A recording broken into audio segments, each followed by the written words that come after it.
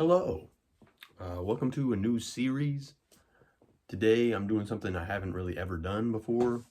Definitely not my type of video. Well, hey, life is all about trying new things out. And today we are going to be reading. No, hold on. Don't click off, guys. I know reading scares you. Actually, I haven't read a book willingly since probably 5th or 4th grade. And I know I probably look like I'm in 4th grade, but I'm not. So I got a bunch of books from the library a couple days ago willingly. I chose to go to the library. I even got a library card. Like, wow. And you might be asking, well, is reading exciting? No, actually nobody asked that because everybody knows reading is not very exciting. But you can learn a lot from reading. And I think it's very calming. I think it's a very healthy thing to do. And so I've been wanting to get back into reading and just start reading some books, start gaining some knowledge, start gaining some attention span, which I know all of you guys could use. Roll the Subway Surfers gameplay. There you go, guys.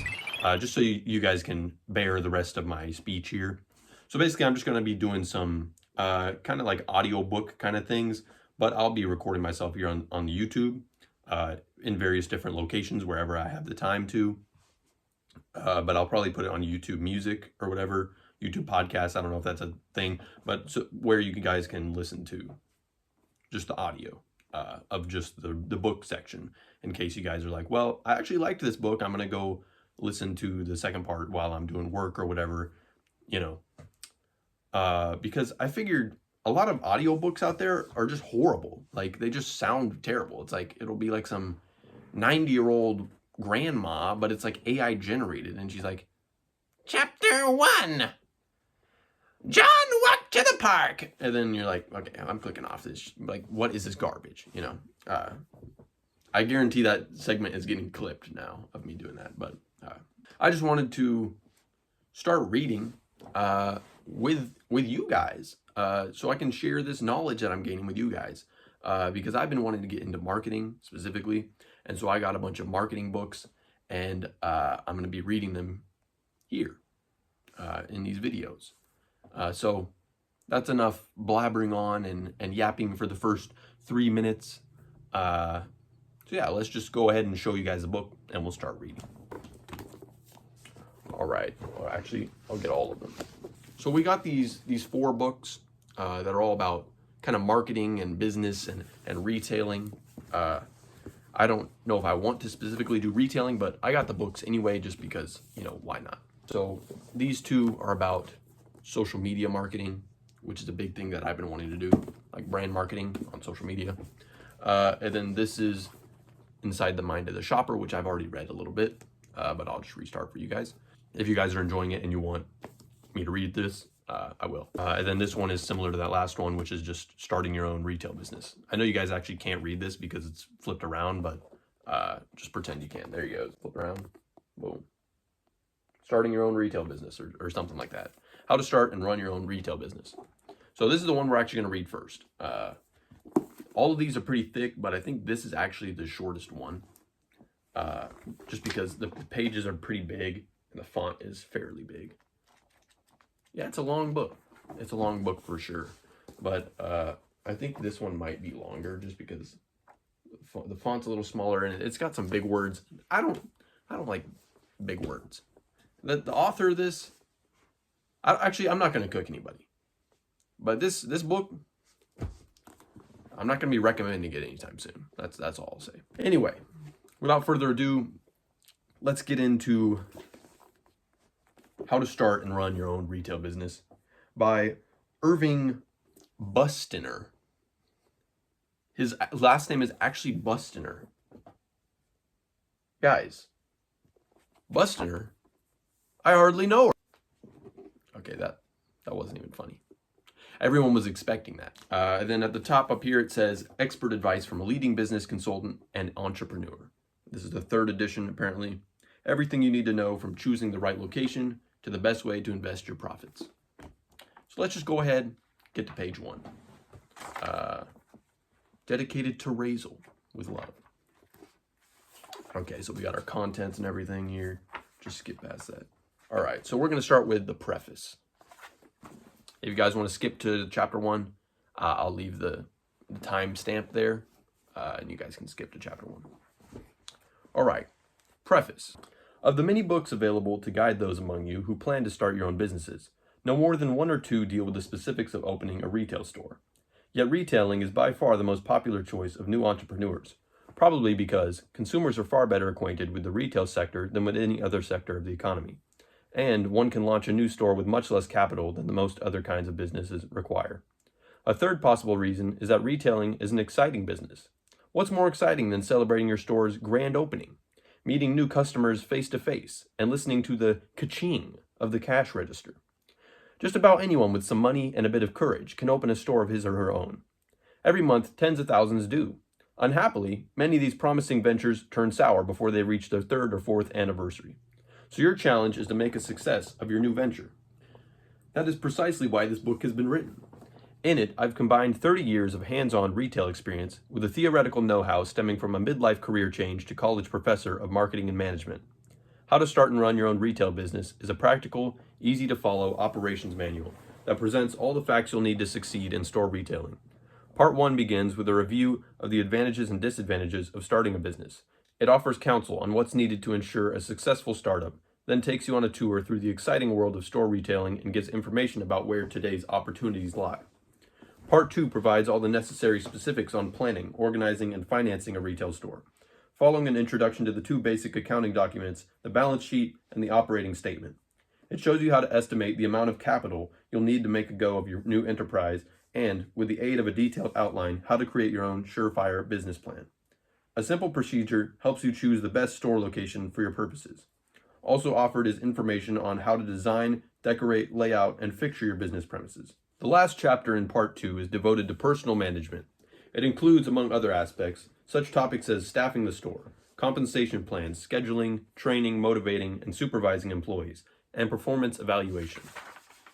Part 3 clarifies the complexities of inventory planning and control and follows with a thorough treatment of the wide range of services that retailers offer their customers. It gives you worthwhile suggestions about how to improve your buying of merchandise for resale and advice on the purposes and uses of retail markups and markdowns.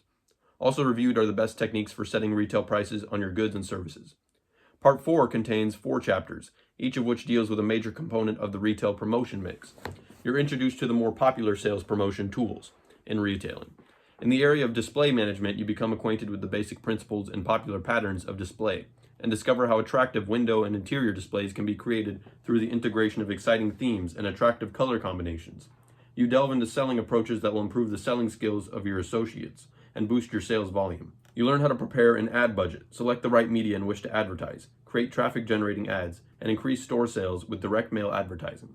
Part 5 focuses on the financial management and control of your business. It provides information on how to protect company assets, the kind of insurance coverages you should seek, measures you can take to reduce internal and external theft, and the types of records you'll need to keep and how long to keep them.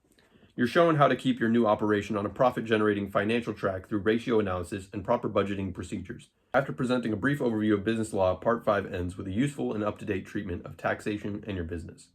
Part 6 looks forward in time, suggesting directions for growth and expansion, and underscores the need for reviewing your financial situation and outlining your organizational needs.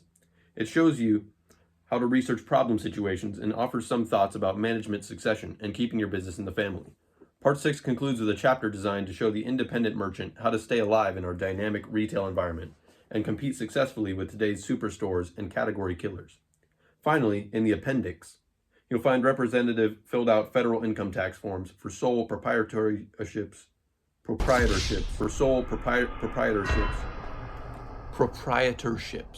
Finally, in the appendix, you'll find representative filled out federal income tax forms for sole proprietorships and corporations. Good luck in your quest for successful business.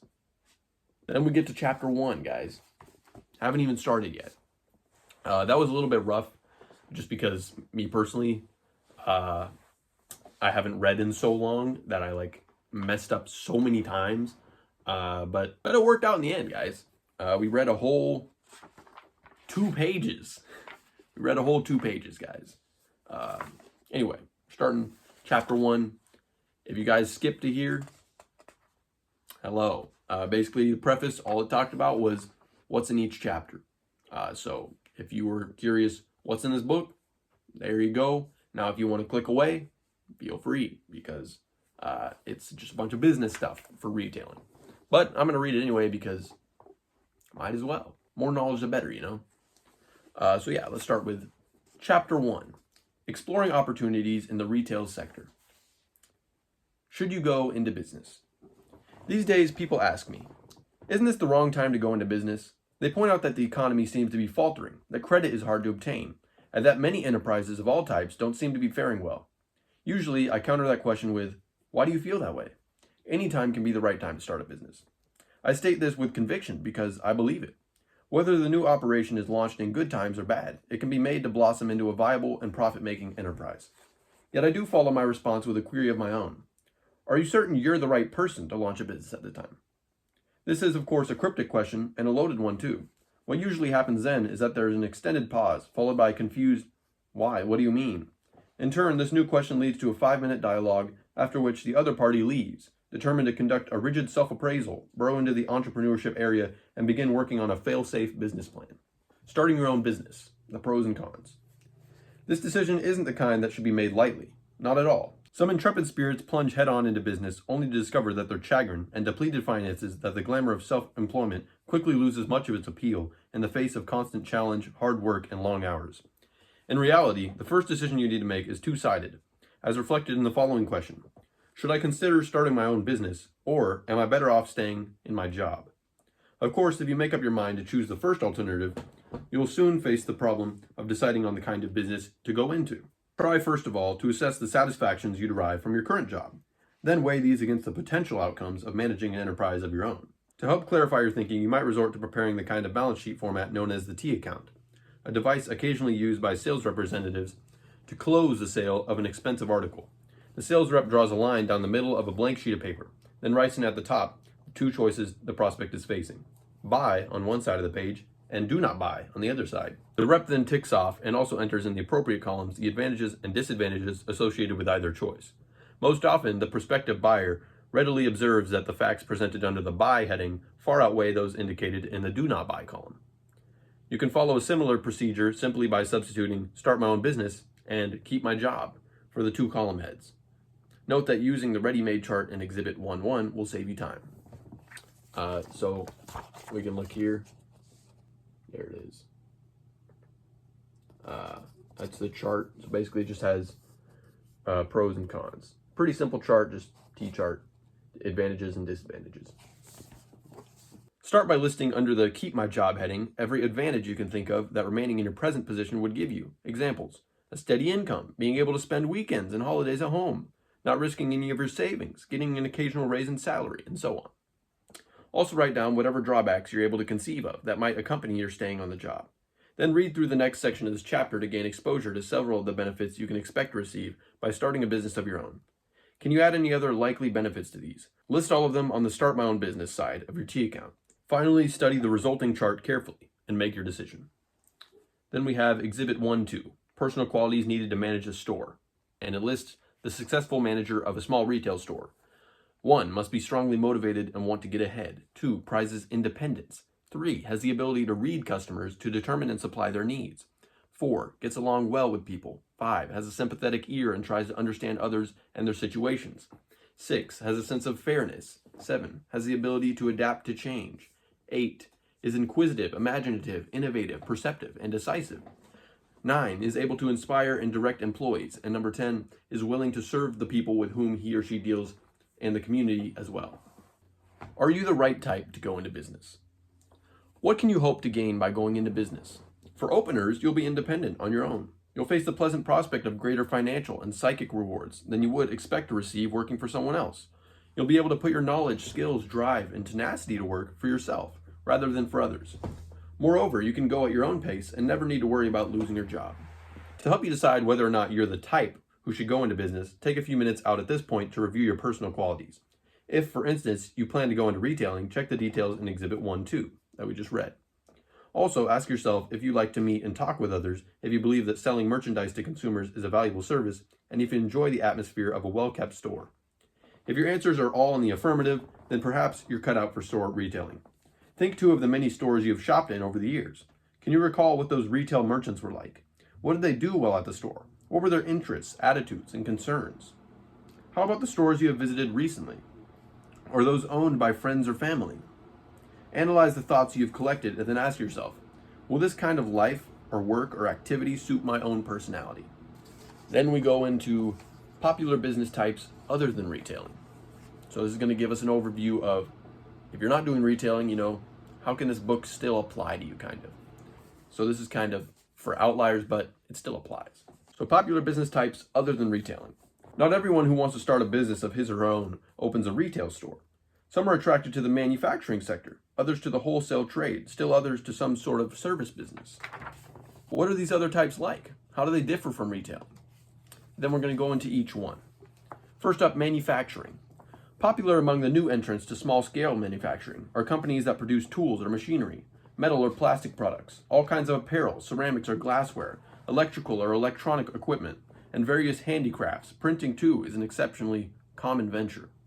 Entrepreneurs who elect to join the manufacturing sector often have prior experience in some phase of plant production. They enjoy working in such surroundings. They're at home with assembly lines and production belts, and they feel at ease with machines and factory personnel. Often, manufacturers get involved in the first place because they find or invent an unusual product that appears to have a great deal of sales potential. Perhaps they realize that one machine can turn out X numbers of product Z for each hour it operates, and that they can calculate the return on investment in that machine with relative ease, assuming, of course, they can sell off its output readily enough. A major obstacle to going into this type of business is the initial need for a comparatively heavy capital investment for plant machinery and equipment. Moreover, the new manufacturer must install the machines, gear up, schedule, and then produce the goods, all of which takes time. Also, someone, generally a principal of the firm or perhaps one more of the manufacturer representatives, must contact prospective buyers of these goods and secure orders. After the manufacture, the products must be shipped to the customers, and the company may need to wait as long as 30 days, and often much longer, before receiving payment for the goods. This delay occurs because manufacturers traditionally must extend trade credit to their accounts. Next up, we got wholesaling. Like manufacturing enterprises, firms engaged in wholesaling require considerable startup capital.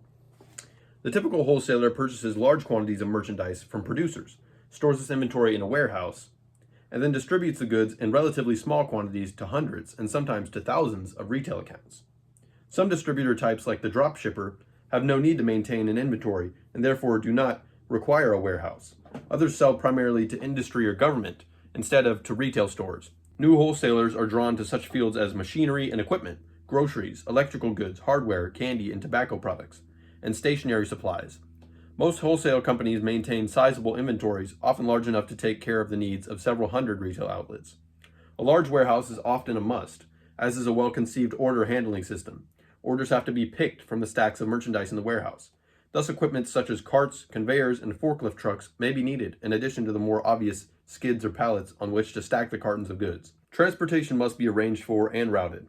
While some established wholesale distributors prefer to use company-owned and operated trucks, new small-scale wholesalers wisely avoid this approach. They rely instead on common carriers for shipping merchandise. Like manufacturing, the wholesale firm's activity centers around physical things and internal systems, machines, supplies, inventories, shipments, purchasing, order billing, and the like.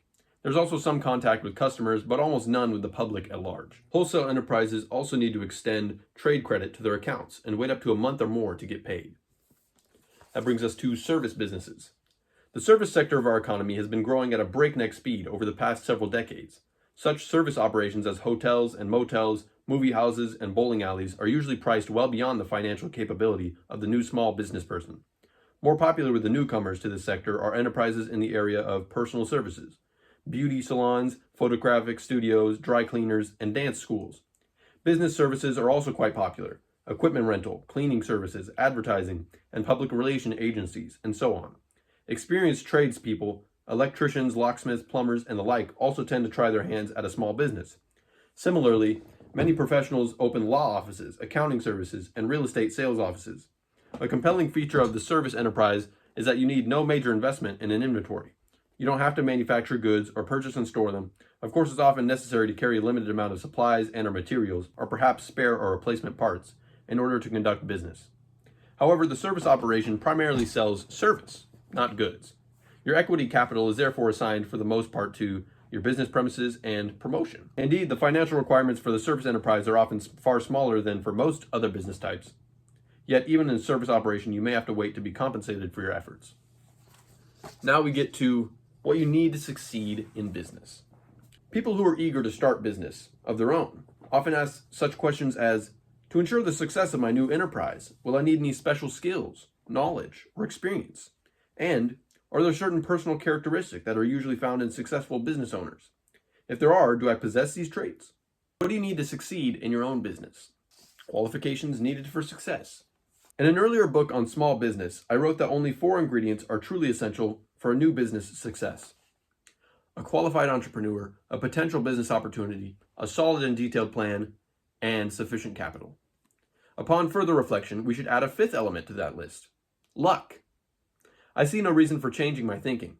Additional years of exposure to the trials and tribulations of small business owners have reinforced my belief in these ingredients. Setting aside that aspect called luck, as it lies largely outside our control, although some would argue this point, the nature and thrust of the 2nd through 4th ingredients obviously depend entirely on that first item, a qualified entrepreneur. Without that force known as the entrepreneur, welding all the other elements together and striving mightily towards his or her goals, there's no business at all. Yet before we start investigating that term qualified entrepreneur means, a few thoughts and considerations about the other 3 ingredients are in order. Let's start from the bottom of the list and work backwards till we reach the source, or the force if you prefer. I don't know what he means by force, but we got Luke Skywalker out here. Also, want to just remind you guys, his name is Irving Bustiner. Just want to PhD though, but Irving Bustiner still. Okay. All right. So next subchapter, we got sufficient capital. Study the statistics on small business failures in chapter 2, and you'll come away with an inescapable conclusion. A large proportion of these ventures must have been seriously undercapitalized. Without adequate financing, even the best laid plans can go awry.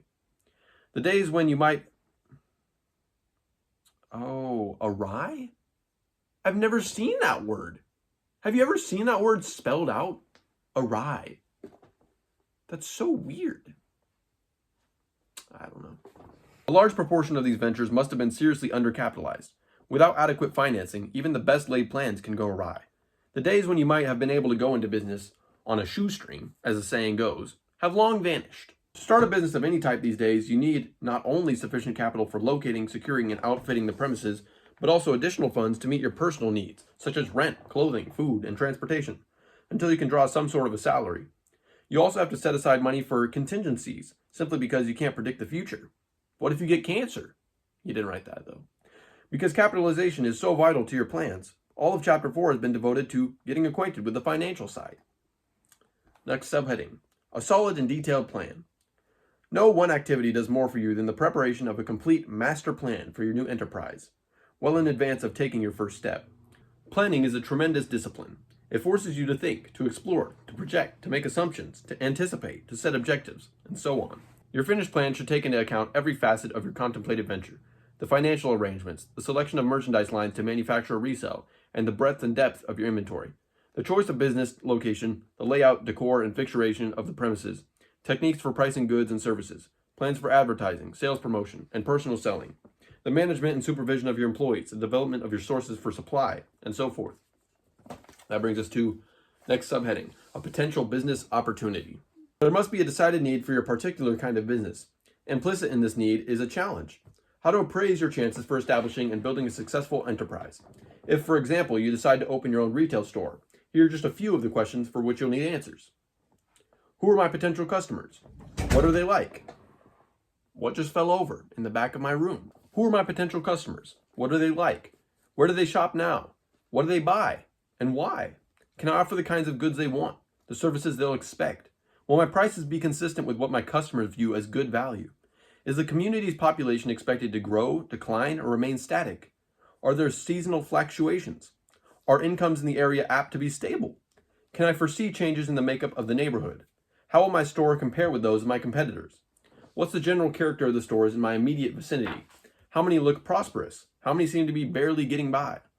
Can I stress a special area of appeal such as lower prices, better quality, wider selection, convenient location, or convenient store hours? The qualified entrepreneur. In my judgment, the odds in favor of business success are strongly enhanced when the entrepreneur is qualified along three major dimensions: educationally, professionally, and most important, personally. Educationally qualified. It's common knowledge that those fortunate enough to acquire a college education will, on the average, enjoy considerably higher lifetime earnings than will high school graduates. This doesn't mean that less educated individuals cannot be successful on the job or in their own businesses. Millions have on both fronts. Indeed, many of today's millionaires never even finished high school. Nevertheless, a higher education does broaden the database in your cranial computer, providing more reserve information to help you recognize opportunities, assess situations, and make decisions. Give yourself a sound foundation in the liberal arts and the social sciences. Take some business courses. It's not necessary to major in management or marketing, though there's little wrong with doing so. But do take a few courses in these areas. You can also benefit from reading widely, even voraciously. That's a word. Formal schooling isn't the only way to accumulate facts or to gather insights into people, organizations, cultures, and the like. Your public library is a wonderful source of knowledge. So are the many magazines, journals, newspapers, and other periodicals. Read such publications as Time, Business Week, the Wall Street Journal, the New York Times, and others regularly. Doing so helps you become conversant with economic trends, changes in the socio-political climate, new products and ideas, technological advances, the problems of other companies, consumer attitudes, and so on. Reading the trade publications in your own field answers you more specific needs. Professionally qualified. If you choose, for example, to join the retail sector, doesn't it make sense to equip yourself with some valid training? By working in someone else's stores for even 6 months, you acquire first-hand experience in retail operations, keeping a clean and attractive store, filling the bins, wrapping packages, taking inventory, setting up displays, making register reconciliations, and bank deposits, and so on. You'll also develop skill in meeting and serving customers, and in handling complaints. You'll learn about store hours, night shopping, and scheduling employee hours. This sort of preparation will improve your chances for success when you finally decide to go it alone, especially if you work in a store of the exact same type you want to open. It would be better still if you could work up the position of store manager. Being a manager will give you the opportunity to develop and to polish managerial skills, such as planning and organizing, supervising personnel, and learning all about buying goods and selecting sources of supply. These administrative capabilities will serve you well in your own business. You'll know how to motivate and inspire employees, how to train them properly, and how to coordinate their activities skillfully. Personally qualified. Now here's an intriguing question. Do certain personal qualities or traits correlate positively with entrepreneurial success? As we know, each of us is a complex composite being, equipped with potential by heredity, then conditioned by our environment and fashioned by the experience we have as we go through life. We have many facets: physical, mental, emotional, social, political, economic, and others. We have differing constitutions, goals, value systems, personalities, outlooks, philosophies, and so on. In a diverse world populated by billions, individuals all, is it possible to perceive similarities among types and to extract valid guidelines for aspiring business people as to the entrepreneurial personality?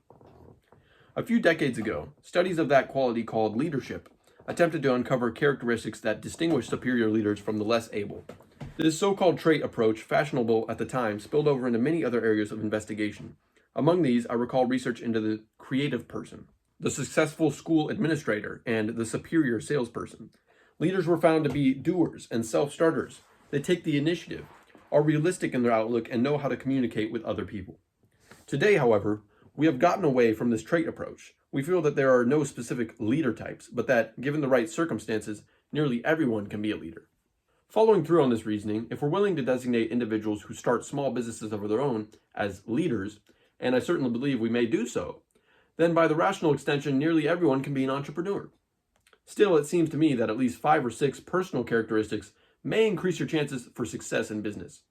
Call it intuition on my part, if you will. While a modest case might be made for many other traits, I suspect that these specific personal qualities are significant. A strong need for achievement, drive, abundant energy stemming from a state of good health, both physical and mental, the courage to take risks, persistence, self-confidence, flexibility, innovativeness. Scan the above list of personal traits. Do you feel that you possess these qualities? If you do, then I believe you certainly have the potential to become a successful business owner. Then we get to new heading: where to find help in getting started.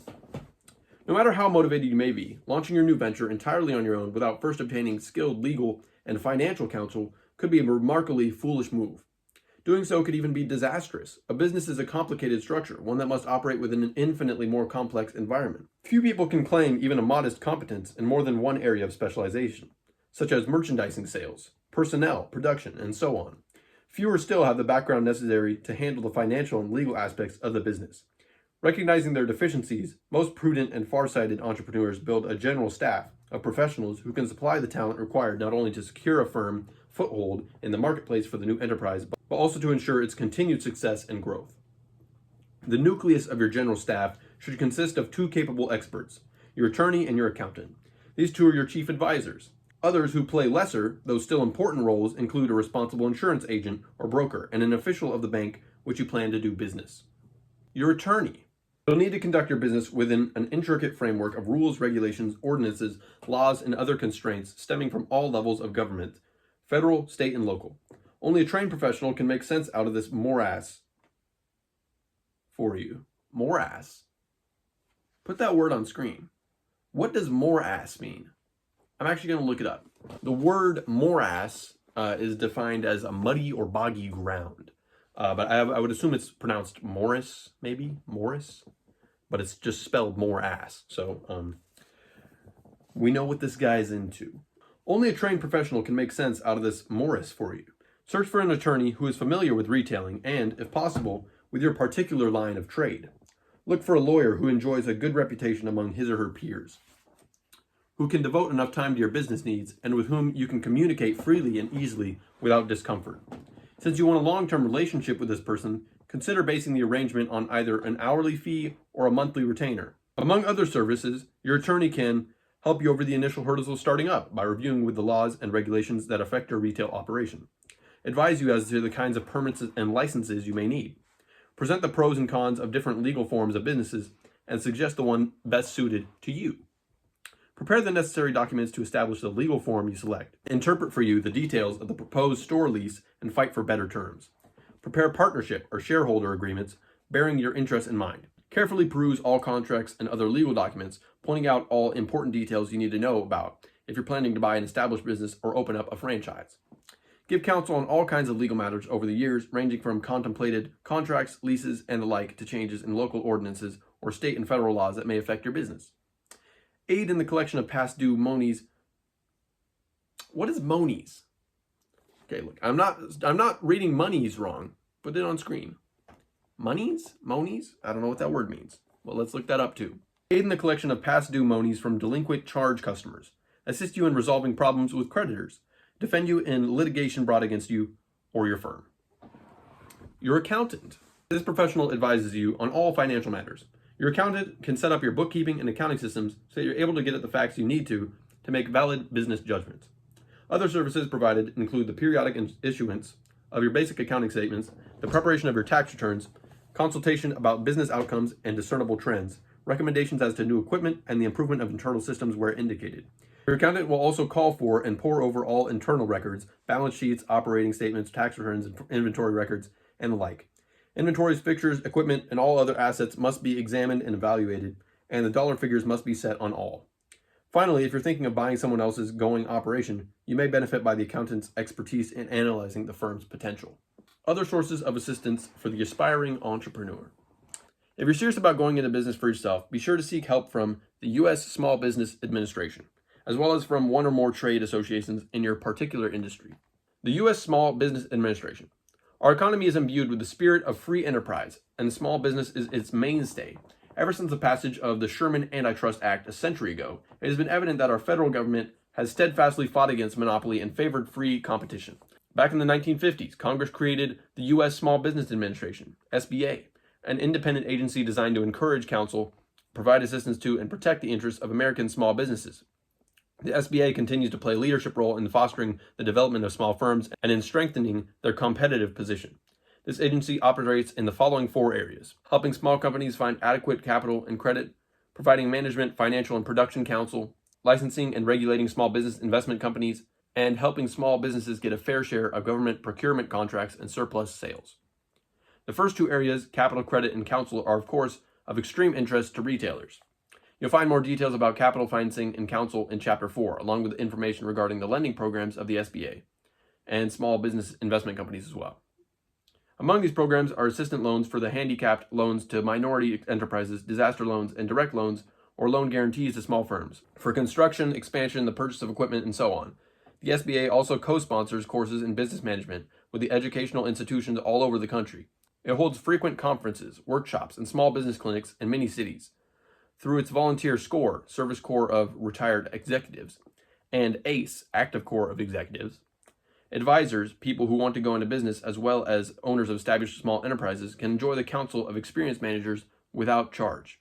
Another valuable aspect of SBA operations is the publication of many aids for small businesses, such as those listed at the end of each chapter in this book. All of these helpful publications are now available online. To access the information, go to www.sba.gov. Click on Online Library and then click on Publications. Meanwhile, you might consider paying a visit to the agency's nearest field office to pick up any useful material they may have on hand that can help you in your intended venture. Be sure to set up an appointment in advance with one of the SCORE or ACE counselors to discuss your plans. The SBA maintains offices across the country. A list of these appear in Exhibit 1-3. This is for the U.S. Small Business Administration, just locations where you can go and meet with them and just get advice for free and perhaps a loan because they want to help small businesses. So it's actually really helpful. Sounds really helpful and good for if you want to start a small business because, you know, it's really hard to get your foot in the door nowadays when Walmart's out here cranking out 5 million Pokemon sales a day. Like, how are you supposed to get into the Pokemon sales realm if that's what you're going for, which I'm sure you are if you're watching this video, you know. No, but seriously, like this is really helpful information. And so I'll just show you guys the list here because I tried reading it all off and it just took years. So hopefully you guys can see that all. Basically, they have multiple in some states have lots, like California and Washington has multiple, but pretty much just one in every single state. So just look up U.S. Small Business Administration or the SBA, U.S. SBA, and it'll show you where the location is in your state, assuming you're in the States. Unless you're in Guam, then you can go to Agana. That's the only exception. I don't know why they have one in Guam, but not gonna ask, you know. I guess Guam is that's a territory, right? That's why. Anyway, back to the reading.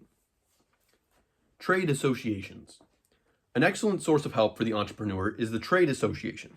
Such organizations exist to serve the needs of just about every kind of business, whether it be a manufacturing plant, a wholesaling firm, a retail store, or a service enterprise. To find out the name and address of the appropriate association for your particular type of operation, check with other owners in your community who operate the same kind of business, query your major suppliers, or contact your local chamber of commerce. You can also consult the Encyclopedia of Associations at your public library. In this reference work, you find listings not only of business associations, but of every conceivable type of organization, cultural, civic, fraternal, and so on. Association membership is relatively inexpensive for the store retailer. Usually the cost runs several $100s annually, a tax-deductible expense. Here are some of the benefits of belonging. You'll be kept abreast of trends in your industry. The association gathers data periodically from its membership, then compiles and issues reports such as operating results, which are extremely useful for comparison with your own figures. Throughout the year, you'll receive news of events and conditions that affect your phase of retailing, as well as many worthwhile hints to help your business. These hints range from merchandising, display, and other promotional information to facts about news items, sources of supply, and the like. Most organizations distribute their own newsletters or magazines. The ideas contained in a single issue can often return more than your annual membership fee. You'll meet from time to time with other retailers to share experiences, views, and ideas. And guys, that brings us to the very end of this chapter, actually. Finally, we're at the end of the chapter. It took a while, guys. It took a while. I'm actually 2.5 hours in, and we're on page 16. On page 16, 2.5 hours in. It took me to read one chapter in the preface. But here it just has some helpful references of what this page is called, and it just has names of some books. So I'll flip that around real quick for you. You guys can read that, pause it if you want, and we'll flip it back around. So yeah, useful SBA publications. It just has checklists for going into business, MP12, whatever that means.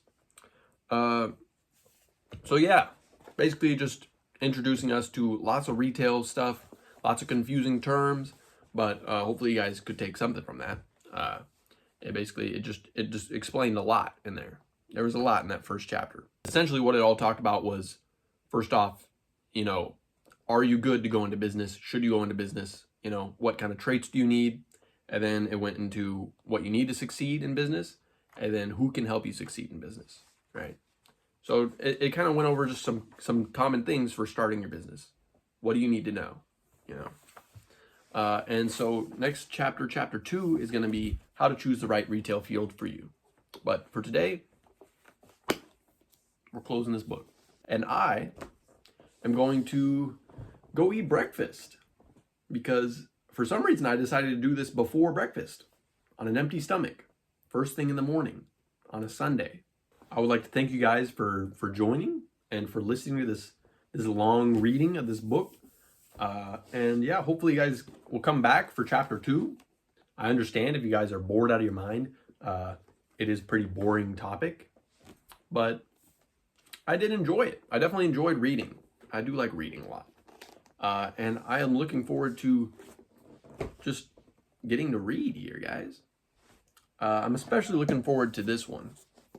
So if you guys don't want to listen to this one anymore, at least come back for this one, because I know this one's going to be fire. Social media marketing, that's a very good book. And it's a hardcover, which you already know hardcover books automatically makes them superior. But I won't keep you guys any longer.